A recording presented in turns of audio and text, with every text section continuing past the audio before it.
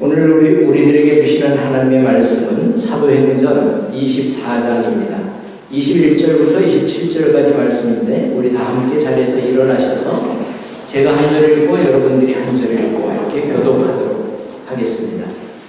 오직 내가 그들 가운데 서서 외치기를 내가 죽은 자의 부활에 대하여 오늘 너희 앞에 신문을 받는다고 한 이 한 소리만 있을 따름이니이다 하니 벨릭스가 이 너희가 난 것을 더 자세히 알므로 영영하여 너희를 천부장 무시하가 되었거든 너희를 체벌하라 하고 백부장에게 명하여 바울을 지키되 자유를 주고 그의 친구들이 그를 돌보아주는 것을 금하지 말라 하니라.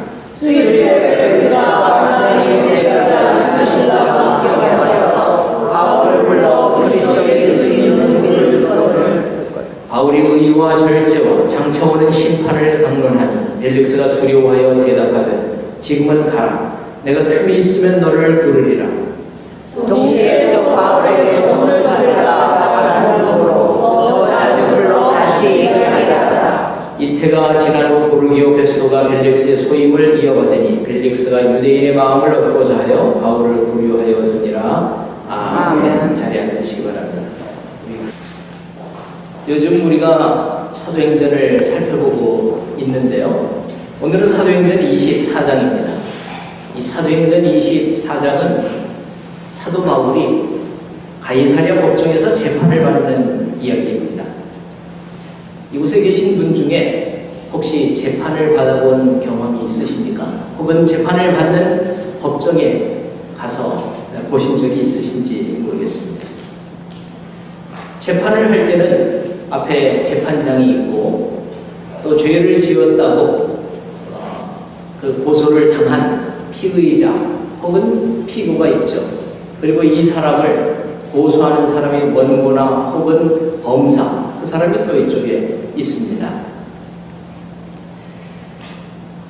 근데 이 재판에서 가장 두려워하는 사람은 피고입니다. 왜냐하면 이제 어떤 판결을 받을지 모르니까 두려움에 빠지게 되는 것이죠. 저도 약 25년 전인데 미국 오기 전에 한국에서 그 당시 폭력과의 전쟁을 선포한 노태우 정부 시절에 제 동생이 어떤 이제 싸움이 났는데 누구 사람을 이렇게 소개를 해줬습니다. 혼내달라고 하는데 사람을 소개해줬는데 그 이유 때문에 죄명이 폭력 조직 결성 및 폭력 조직 부모 이런 죄명으로 재판을 받는 과정에 약 6개월 동안 참석한 적이 있습니다. 그때 제 동생뿐만이 아니라 다른 재판들도 이렇게 볼 기회가 있었는데요. 피고가 잘못을 했건 혹은 모함을 받았건 오해가 있건 어쨌든 재판을 받는다고 하는 것은 본인이나 그것을 지켜보는 가족에게는 아주 힘든 과정일 수밖에 없습니다. 왜냐하면 어떤 재판 결과를 받게 될지 몰라서 이제 감옥살이를 하게 될지 얼마나 하게 될지 혹은 심하면 사형언도를 받게 될지 모르기 때문인 것이죠.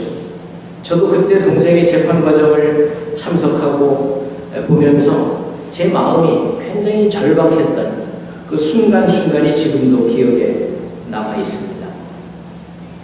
이제 오늘 사도행전 24장이 사도 바울의 재판 과정이라고 말씀을 드렸는데 이것은 24장에서 끝나지 않습니다. 25장, 26장 계속해서 벨릭스, 베스도, 아그리빠를 이어가면서 재판을 받습니다. 저는 이 말씀을 준비하면서 그리고 사도 바울이 재판받는 과정을 이렇게 묵상하면서 정말 사도 바울이 힘들었겠구나 또는 두려웠겠구나 하는 생각을 했습니다. 오늘 말씀 보면 1절에 이렇게 이야기를 합니다.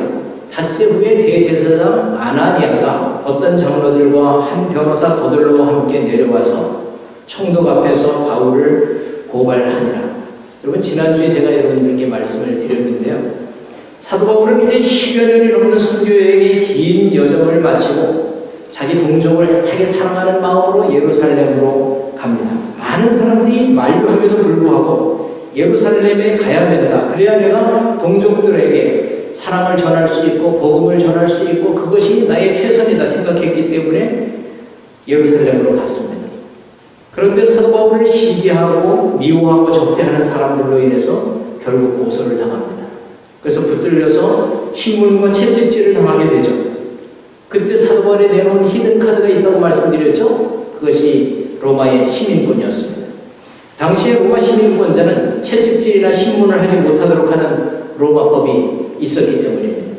그래서 당신들이 로마 시민권자인 나를 이렇게 채찍질할 수 있느냐, 신문할 수 있느냐, 그 히든카드에 사도 바울을 잡으러 왔던 천부장 글라우디오는 깜짝 놀랍니다.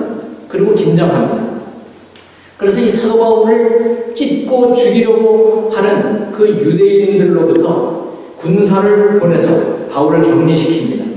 그리고 그날 밤에 470명의 군사를 동원해서 사도 바울을 호송해서 예루살렘에서 가이사랴로 보냅니다.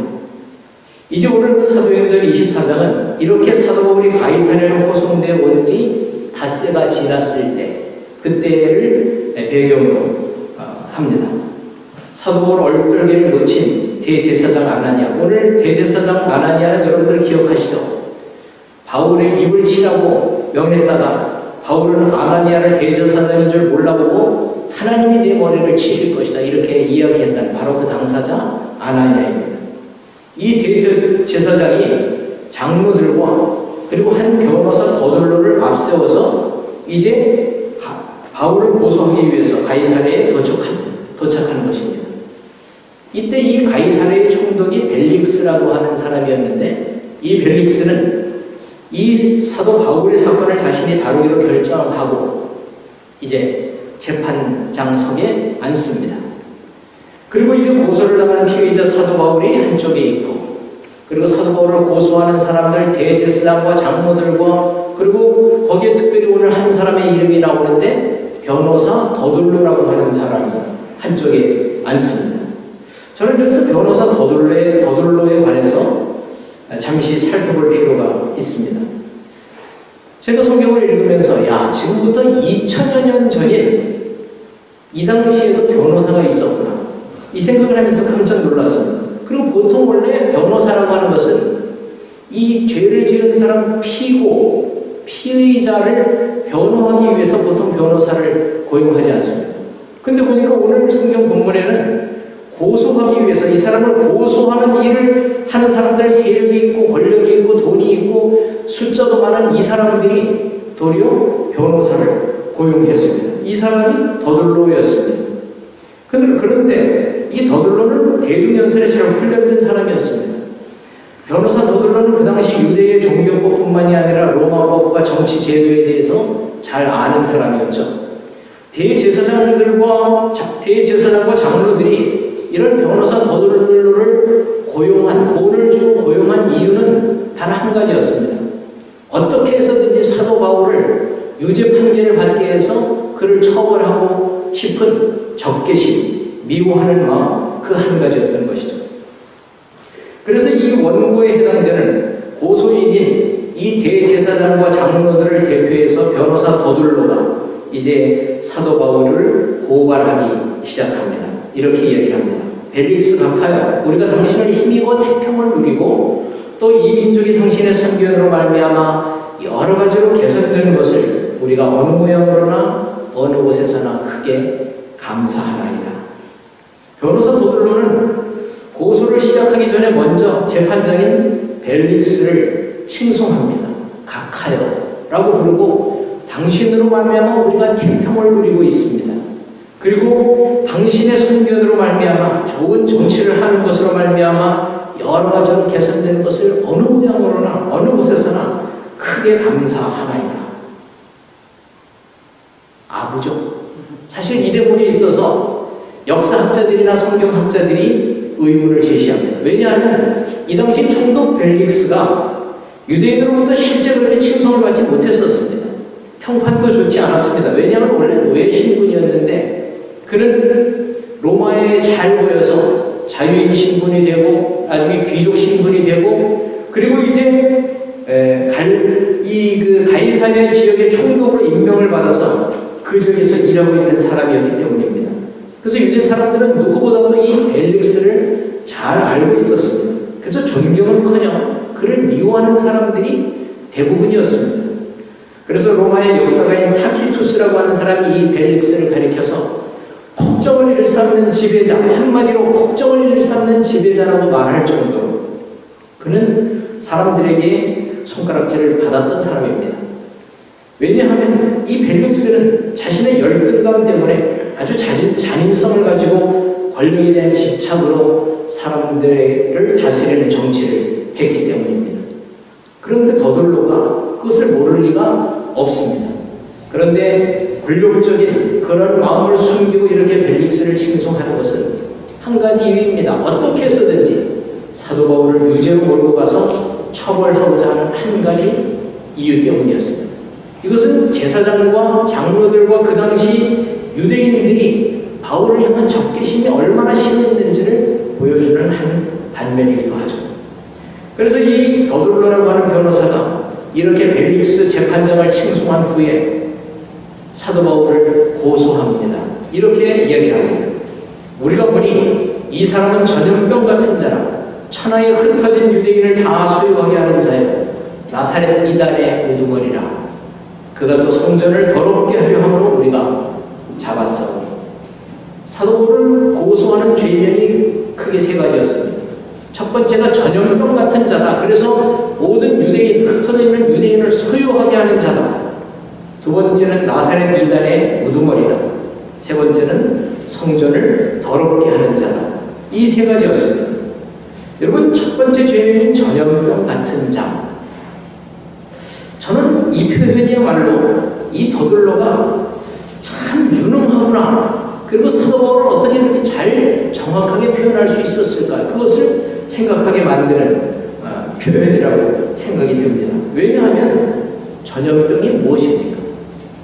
전염병은 어떤 바이러스를 다른 사람에게 전해서 같은 병이 퍼지게 하는 특징이 있는 것이죠. 그래서 어떤 전염병이 발생하면 그 주위에 있는 모든 사람들이 영향을 받습니다. 가족 또는 그 주위에 있는 마을 전체가 영향을 받지 않습니까? 여러분 보통 여러분들도 기억하시죠? 전염병 가운데 대표적인 것이 그 폐병입니다. 폐병은 다른 사람들에게 전염될까봐 폐병이 발견되면 바로 격리시킵니다. 그리고 다른 사람이 그 병실을 방문하지 못하도록 아주 철저하게 격리를 시킵니다. 그리고 지난 몇 달 동안 그 전염병에 걸린 사람이 어떤 사람들을 만났는지 그것을 다 이렇게 조사를 해서 그 사람들을 또 다 병을 검사하고 그렇게 하지 않습니까? 얼마 전에 우리나라에 메리스라고 하는 바이러스 병이, 전염병이 생겼습니다. 그 병이 발견되면 다른 사람에게 확산되지 못하도록 환자를 격리시키고 병실을 완전 통제하고 그럼에도 불구하고 퍼져나갑니다. 그것이 전염병인 것이죠. 근데 사실 지금 더둘로가 이 사도 바울을 가리켜서 전염병 같은 자다 이렇게 이야기했는데 지난 사도 바울의 12년간의 그 선교 여정을 보면 실제 그랬습니다. 산불이 나면 그 바람을 타고 순식간에 그 불길이 산을 태우고 집을 태우고 이렇게 확산되듯이 사도 바울이 가는 곳마다 순식간에 복음이 전파되고 교회가 세워집니다. 우상과 마술의 도시가 복음의 도시로 바뀌었습니다. 이방인 신을 섬기는 신전이 한산해지고 도리어 예수 그리스도를 찬양하는 찬양의 소리가 높아지고 구세주로 고백하는 역사들이 나타났습니다. 소아시아 전 지역이 그렇게 바뀌었습니다. 마게도냐, 아가야, 헬라, 아시아 지역, 이제는 로마까지. 그러니까 더둘로가 표현한 전염병 같은 자, 이것은 바울의 영향력을 어쩌면 정확하게 표현한 것이라고 할 수 있습니다. 이것은 과장이 아니었습니다. 이것이야말로 복음의 생명력을 잘 표현하는 것이었죠. 그리고 두 번째는 제목이 나사렛 이단의 우두머리라고 했습니다. 우두머리, 요즘 말로 한다면 리더죠. 그 당시 유대교는 이 예수 믿는 사람을, 예수교를, 기독교를 유대교의 이단이라고 정죄를 했습니다. 그리고 그 예수교의 리더로 사도 바울을 지목한 것이죠. 그리고 세 번째 제목이 성전을 더럽게 하려고 했다. 이것이 세 번째 제목이었는데요. 사실 첫 번째 제목 전염병 같은 자, 두 번째 제목 이단의 우두머리, 이것은 좀 해석의 여지가 있습니다. 하지만 이 세 번째 죄명인 성전을 더럽게 하려 했다. 이것은 어쩌면 사도 바울 입장에서는 가장 위험한 죄목이었습니다. 왜냐하면 유대법상에 성전을 더럽히는 일, 이것은 사형에 해당되는 죄였기 때문입니다. 이렇게 이 세 가지 죄명으로 도돌로의 고소가 끝나자 총독 벨릭스가 사도 바울을 가리켜서 머리를 끄덕거려서 사도 바울이 이야기하라고 표시를 합니다. 이 재판장의 그 의사 표현에 의해서, 사인에 의해서 사도 바울의 변론이 시작하는 것이 우리 성경 24장의 14절부터 시작합니다. 이런 이야기를 합니다. 그러나 이것을 당신께 고백하리이다. 나는 그들이 이단이라고 하는 도를 따라 조상의 하나님을 섬기고 율법과 선지자들의 글에 기록된 것을 다 믿으며 그들이 기다리는 바 하나님께 향한 소망을 나도 가졌으니 곧 의인과 악인의 부활이 있으리라 함이니이다. 사도 바울은 이렇게 시작하는 겁니다. 방금 도돌로가 저를 가리켜서 이단의 우두머리라고 했는데 예, 맞습니다. 저는 이단입니다. 지금 이렇게 얘기합니다. 그리고 그 이단이라고 말하는 그 도를 따라서 저는 지금까지 하나님을 섬겼습니다. 그 이단이라고 하는 도는 성경에 기록된 율법과 선지자들의 모든 글에 기록된 것을 다 믿는 사람들입니다. 저는 성경을 다 믿습니다. 이렇게 이야기를 한 것이죠. 바울의 이 말은요, 긍정에 긍정을 더해서 강력하게 부정을 나타내는 그 당시 수사학의 한 방법이었습니다. 바울은 이렇게 말을 하는 거죠.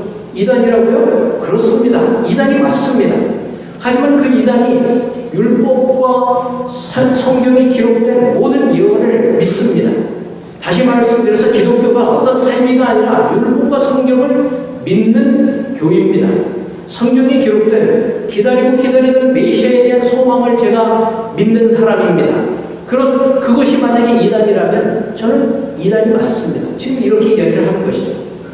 특별히 지난 주일에 제가 말씀드렸던 것처럼 사도 바울의 인생이 무너지는 그 지진의 상황에서 사도 바울은 부활을 선택했던 것처럼 이어서 사도 바울은 이렇게 이야기합니다. 부활을 선택합니다. 내가 바로 그 하나님께 향한 소망을 가졌습니다. 그것은 의인과 악인의 부활이 있으리라 함입니다. 여러분, 바울은 아주 당당히 선포합니다. 21절에도 그 이야기를 합니다. 오직 내가 그들 가운데 서서 외치기를 내가 죽은 자의 부활에 대하여 오늘 너희 앞에 신문을 받는다고 한 이 한 소리만 있을 뿐입니다. 나는 부활을 믿습니다. 의인과 악인의 부활이 있다고 한 성경 말씀을 믿습니다. 저는 죽음 이후에 하나님께서 우리를 심판하실 것이고 그 심판 후에 믿는 자들에 대한 부활을 나는 믿습니다. 그는 그 위험한 상황에서, 두려움에 빠진 상황에서 사도 바울은 선택합니다. 무엇을요? 부활을 선택합니다.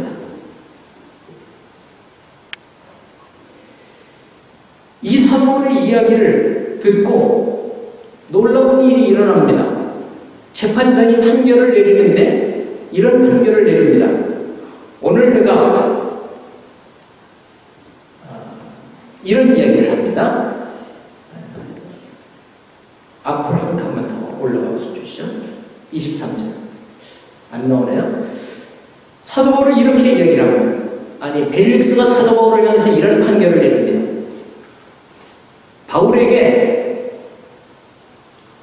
바울을 지키고 자유를 주고 그의 친구들이 그를 돌봐주는 것을 금하지 말라. 즉, 세 가지 판결을 내리는 것이죠. 첫 번째는 바울을 보호해라. 두 번째, 바울에게 자유를 주라. 그리고 바울뿐만이 아니라 바울의 친구들이 바울을 만나는 것을 금하지 말라.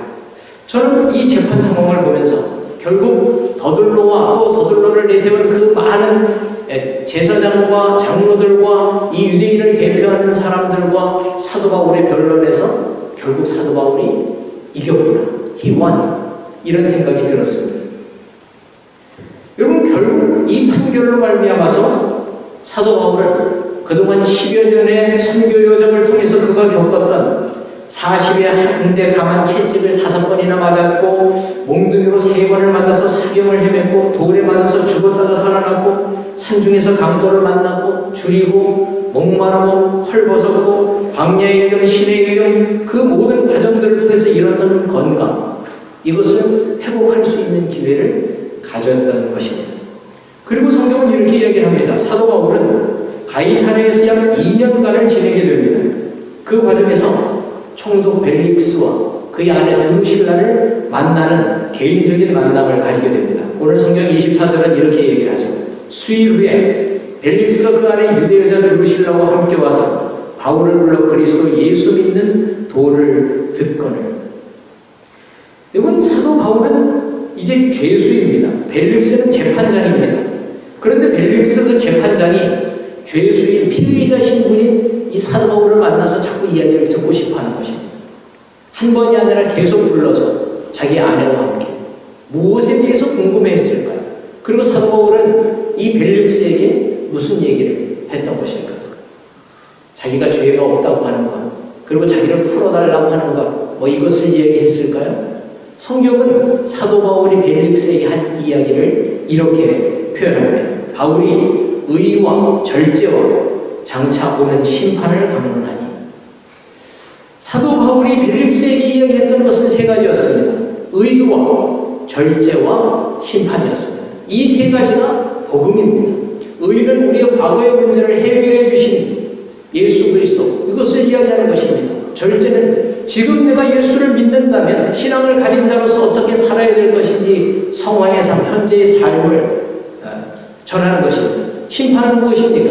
우리가 죽은 후에 하나님 앞에 서서 하나님께 받게 될 미래, 심판에 대해서 이야기하는 것입니다.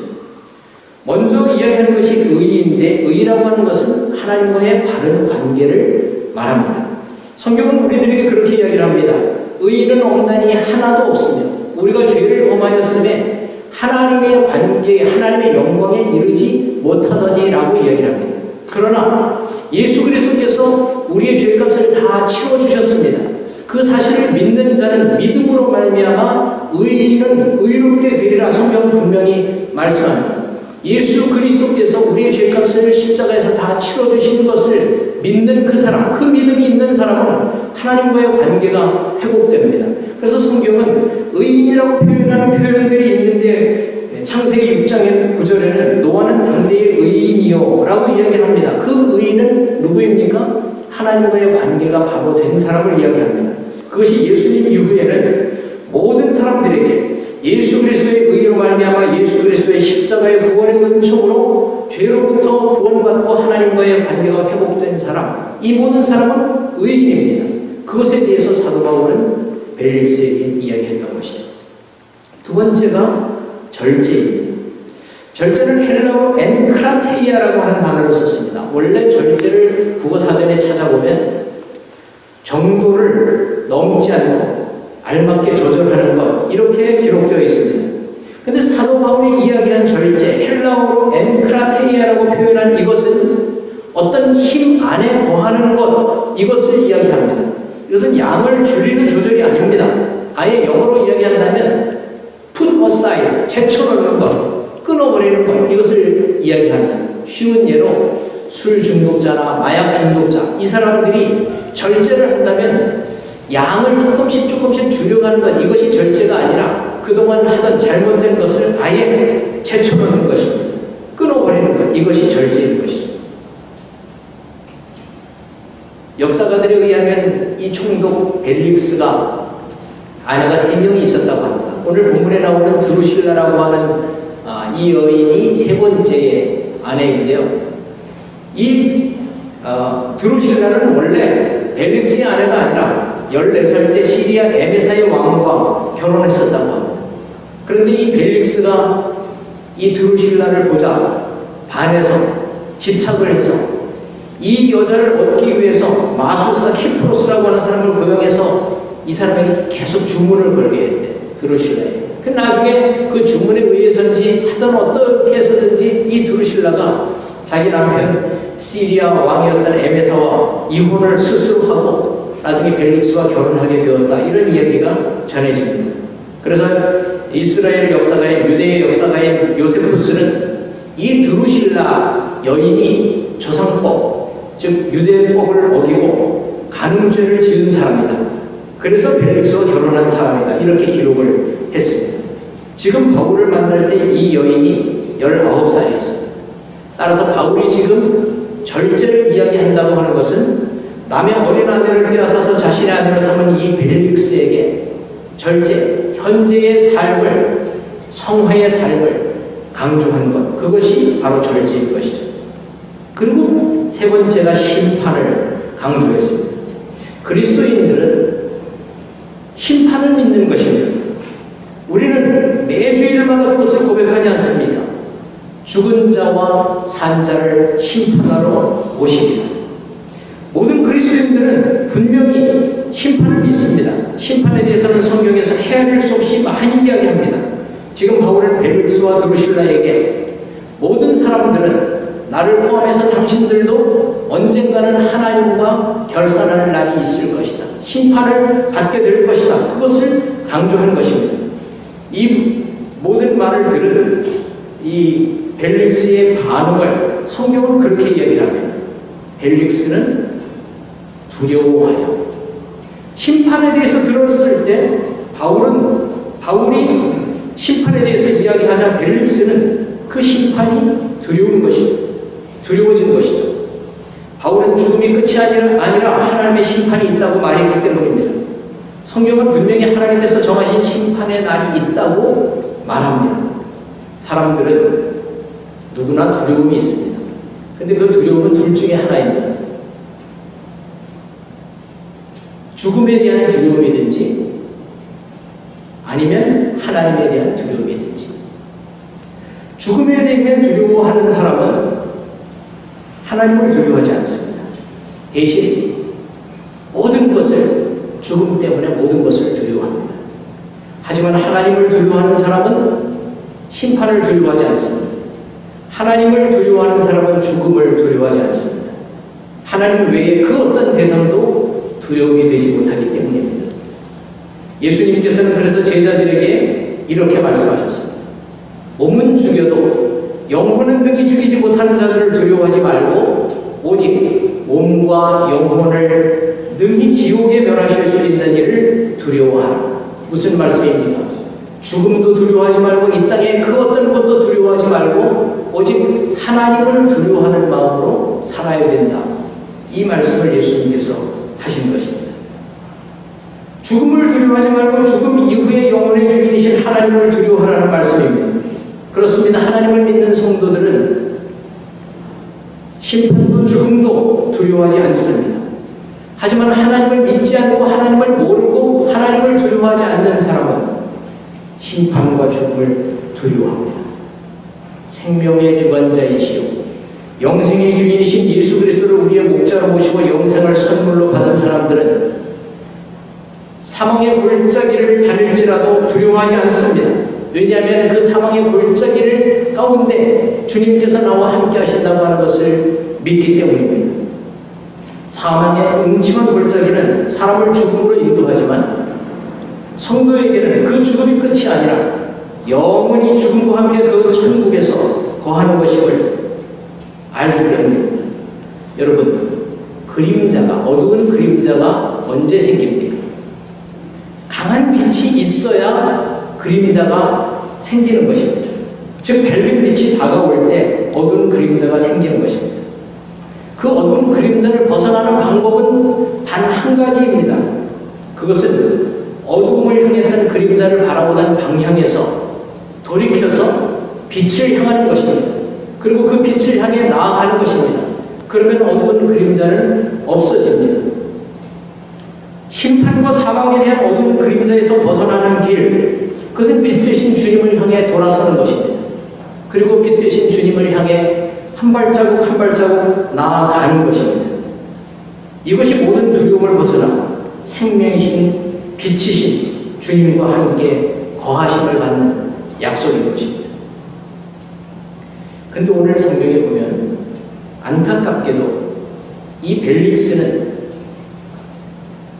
하나님을 두려워하는 길을 선택한 것이 아니라 다른 두려움, 심판에 대한 두려움을 선택합니다.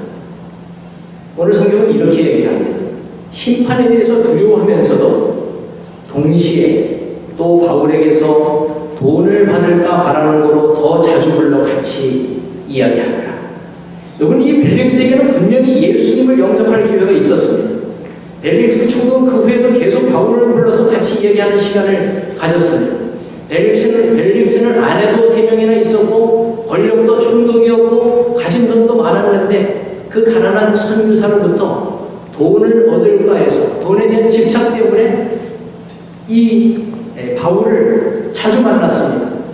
이것은 벨릭스에게 있어서 복음을 들을 수 있는 특권이었고 축복의 기회였습니다. 그러나 그 기회를 벨릭스는 잘못된 선택을 한 것입니다.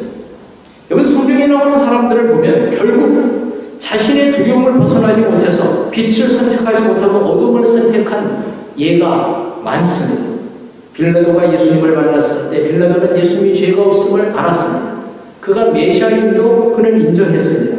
그렇지만 예수님을 예배하거나 영접하지 못했습니다. 왜냐하면 사람들이 두려웠기 때문입니다. 헤롯 안티바라고 하는 왕이 세례 요한을 만났을 때 헤롯 안티바는 세례 요한이 분명히 선지자라고 하는 것을 그는 알았습니다.